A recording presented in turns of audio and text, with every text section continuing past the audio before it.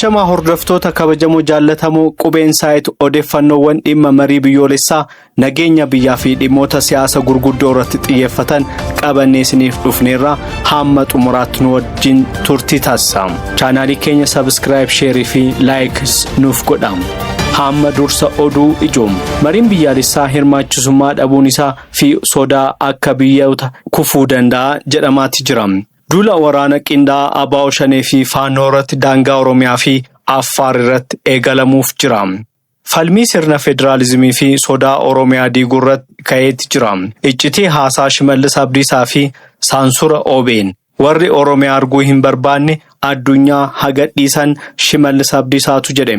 Gareen maafiyaa Matoohayaa fi Kaasaayee Qananiisaa shira kantiibaa Amboo fi qeeqa Jawaar Mohammadis oduu keenya keessatti qabanneerraa hanga xumuraatti nu wajjin turtii taasisa.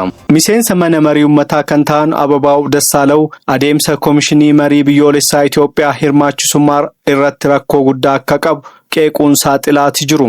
Akka Ababaw jedhanitti hayyoonni Amaaraa 300 ol ta'an hidhamtoonni akka Faannoo fi waraana bilisummaa Oromiyaa akkasumas paartileen mormituu uummataa biratti fudhatama qaban marii kana keessatti ga'ee hin qabani. Gama biraan dubbii himaan ONLF obbo Adaanii Hirmoogeellee mariin kun qaama walaba ta'een waan hin hoogganamneef fudhatama hin qabu jechuun eeran. Kunis mariin kun milkaa'uuf carraan qabu gadi aanaa ta'uu fi akka biyyoota Yemanii fi Sudaan kufuu akka danda'u akeekkachiisaniiru.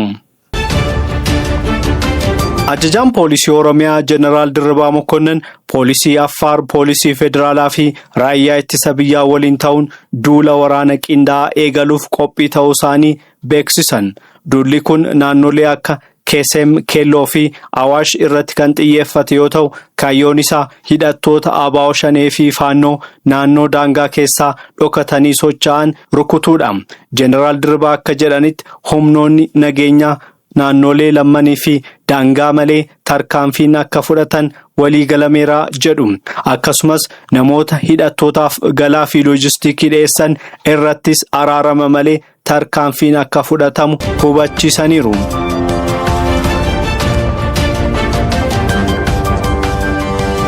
Miidiyaan OMN akka gabaasetti mootummaan Biltsiginnaa marii biyyaalessaa da'oo godhachuun sirna federaalizimii sabdaneessaa diiguuf deemaa jira. Keessattuu magaalota akka Finfinnee fi Dirree Dawaa Oromiyaa jala baasuun akka naannoo of dandeetteetti gurmeessuuf yaalii taasifamu uummanni Oromoo akka sarara diimaa isaa akka kabachiisu qabuutti dhiyaateera. Gama biraan hayyoonni naannoo Somaalee akka jedhanitti sirna federaalizimii sabummaa mirga saboota kabachiisuuf waan gargaaruuf diigamuu hin qabu jedhu. Dhaabbanni oduu Ogaaden akka gabaasetti dargaggoonni Somaalee addunyaa adda addaa irra jiran walga'ii toora intarneetii irratti gaggeessaniin dhimma naannoo isaanii irratti mari'atanii jiru. Walga'ii kanaan lafti naannoo Somaalee kuutamee naannoo Affaarii fi Oromiyaaf kennameera jedhanii kan kaasan yoo ta'u, dhimmi Dirree Dawaas gara Oromiyaatti akka hin dabalamne sodaa qaban ibsaniiru.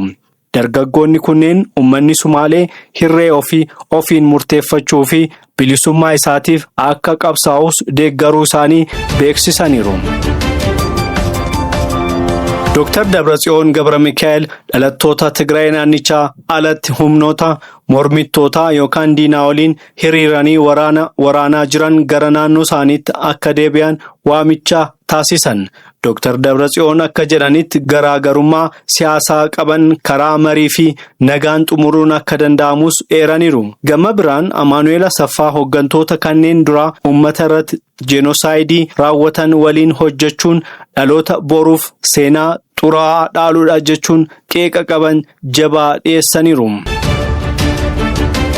Waajjirri Abbaa Alangaa godina Shawaa Lixaa namoota 13 Kaasaayee Qananiisaadhaan durfaman irratti himannaa yakka ulfaataa banuusaa ragaaleen dhiyaatan mul'isu.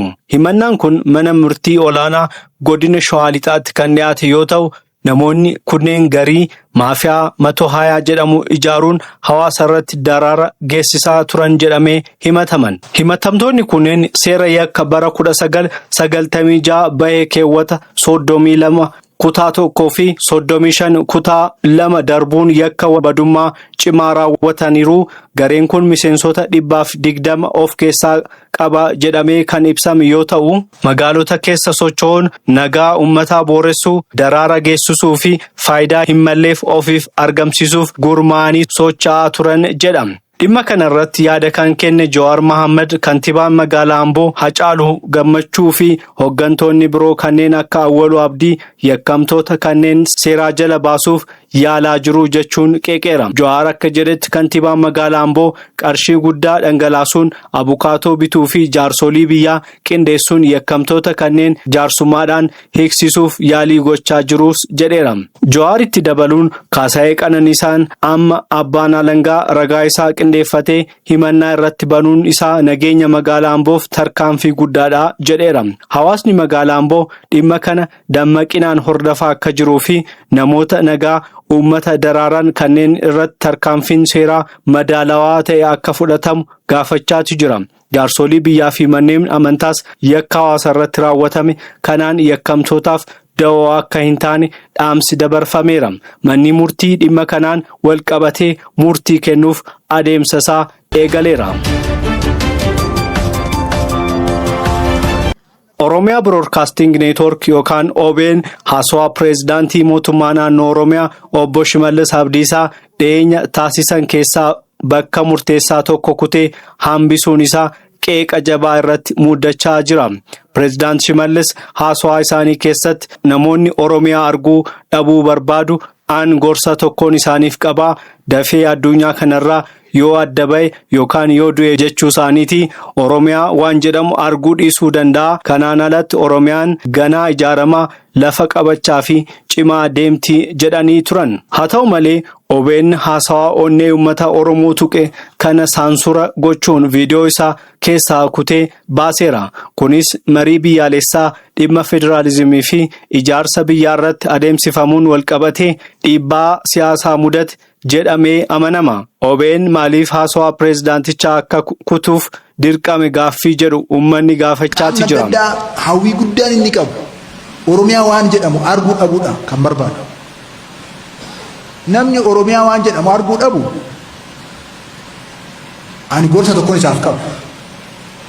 Dafee addunyaa kanarraa adda yoo ba'e Oromiyaa waan jedhamu arguu dhiisuu danda'a.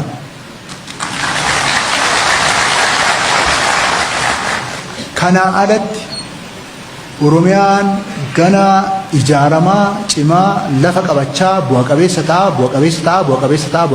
deema. Hordoftoota keenya gabaasni oduu qubeen saayit kana har'aa kanneen turanii isinis yaadaa fi gaaffii qabdan koomentii irratti nuuf barreessuu hin dagatinaa. Hamma gabaasa biraan walitti deebinutti nagaatti.